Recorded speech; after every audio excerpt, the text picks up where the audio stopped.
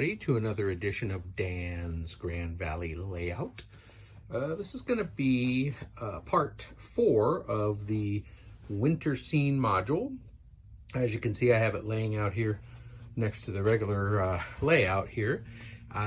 Just wanted to let you know I had to change this tree out. It was, I had it set up like one of these trees and didn't realize, but it was hanging over the track, so it was derailing all the trains inside the tunnel. So decided to change that out, so it's just a pine.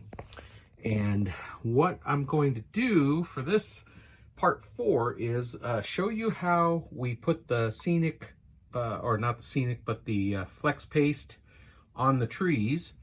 And I'll show you inside the layout here. If we swing around here, this part over here, I'm going to put some snow in there.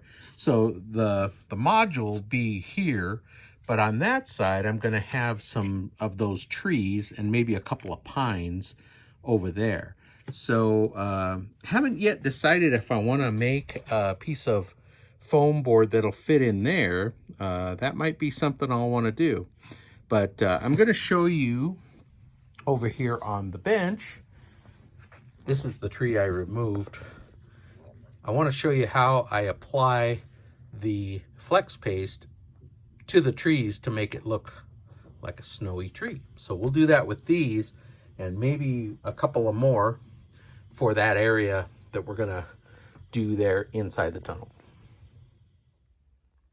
So before we get into all of that with the trees, I wanted to show you something that I discovered on my layout here. I had a problem with suddenly a few of my locos were derailing right here on this curve. You can see where I have the chopstick here, and there's a couple reasons for that, but so right here on the main layout, they would come around here, and not every time, but quite a few times, they would just keep going straight and derail right off there. So I started looking, and what inspired me was this guy who's got a new channel here on Facebook, and he's Copter Dude 1, and he's got a really great channel. He is building a Grand Valley layout, just like this. He's at the point where he's laid track. He doesn't have the scenery and stuff, but he's got the ground cover on. He's got rocks. He's working on the river. It's just really a nice layout, and he has a bunch of different videos of his steps, but one of his latest ones, and I will link to it here. I'll also put his links in the description below, but he did an episode where he fine-tunes the track because he had some areas where they weren't flat, so he had some problems with the bridge. He had some problems over here where the tracks weren't level, and he was experiencing derailings. So he gets in there and really tunes up his track. So again, I will link to that video so you can check him out, and definitely go over there and subscribe to Copter Dude 1. But anyway, so back to my layout here. I had this issue. So I started doing a little experimenting, and like I had to do over there, shim up that track, I had to do the same thing right here. And I don't know if it's something that has developed over the months we've been using it, or I just never noticed it before, but all of a sudden my locos are derailing there. So this rail, this side, was lower right there. So when you looked at it from the side and just subtly with a magnifying glass, there was a V where the two rails came together. This side was fine. This side, there was an uneven joint there. So this stick, this chopstick, is actually cut. I cut a piece of the track bed there right through the ballast and stuck this in there and just sort of stuck it in until it raised up to where that was flat. and now the locomotives go over it without a problem. So Copter Dude 1, thank you for getting me refocused on fine-tuning the tracks and fixing these problems. So, all right, let's get to decorating and getting some snow on those trees. All right, so I've taken the trees, they're flat, so you have to kind of twist them around and shape them so that they look three-dimensional, not just flat. And what we want to do is we want to achieve the look of snow sitting in, you know, the areas where snow would fall. So obviously where the branches are and on top. And that's just flex paste by itself. It has the pigment in it. So I like a nice kind of round brush like this. That'll be easy to kind of scoop it up, and then we'll put it in there in the trees. Okay, so just going to take a little of the flex paste, get it on the brush, and then just kind of roll it onto the areas where the snow would fall. Have plenty on your brush, and just kind of do that. A little bit there, a little bit in the areas here where it would just fall. Remember, it's going to stay white, doesn't fade on you. So for this kind of application, it's really a perfect medium to use for this. A little bit here, not so much up at the top, but it's pretty heavy snow I want, so we're going to be pretty good getting it in there. So I'll just kind of take it on the brush and then just sort of pull it out so it gives it a natural look. Let's do this one here. So just like that, out here on the branches, a little bit in there, a little more right there. I'm going to get a little more right in there, like that.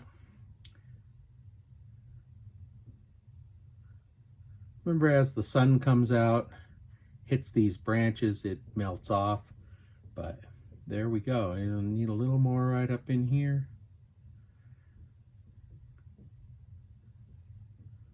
So there we go. We got a pretty good amount of snow on our tree. So that's how it comes out. So then what I do, I have my 1, 2, 3 block over here, and just kind of stick it in there, get ready to do the other one.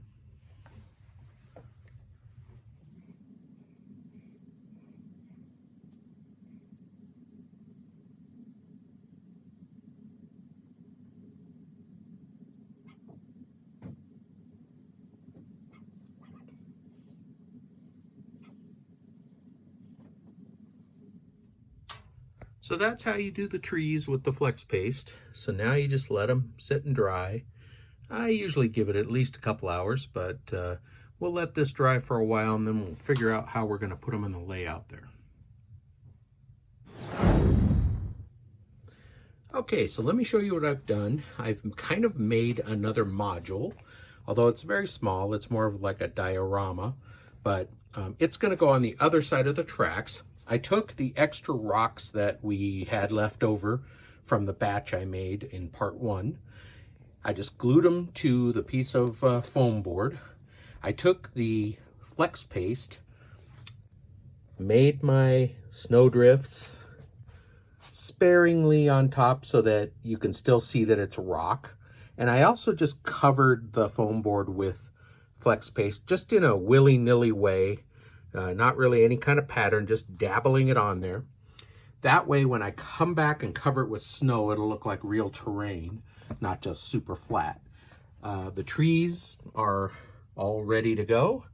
We'll put some more of the pines. I have one more of these, and I have some of those, some of the smaller ones too. Probably going to use those and these, just depends on how it looks.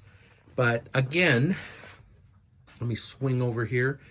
It's gonna go inside here on the inside. It's not gonna be perfectly fit to the contours but it's just going to allow me to set that in there rather than have to set up trees and pour snow in there. It'll just be a thing I can put in there, set it in, and we're good to go. So next week on part 5, we will work on putting the paper that has the sky and the clouds inside here and on the door and also on this backside here. So that'll be what we're working on next time.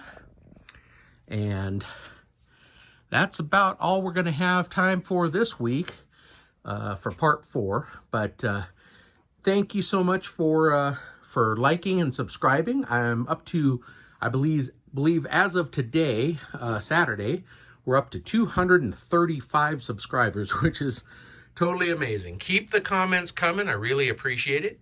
And until next week, we'll start on part number 5. I'll leave you with some footage of what's coming up closer to Christmas.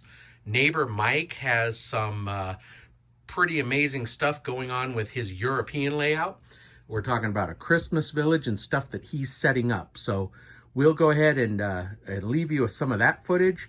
And as we get closer to Christmas, we'll have some of that for you. But next week, part 5. Thank you for watching.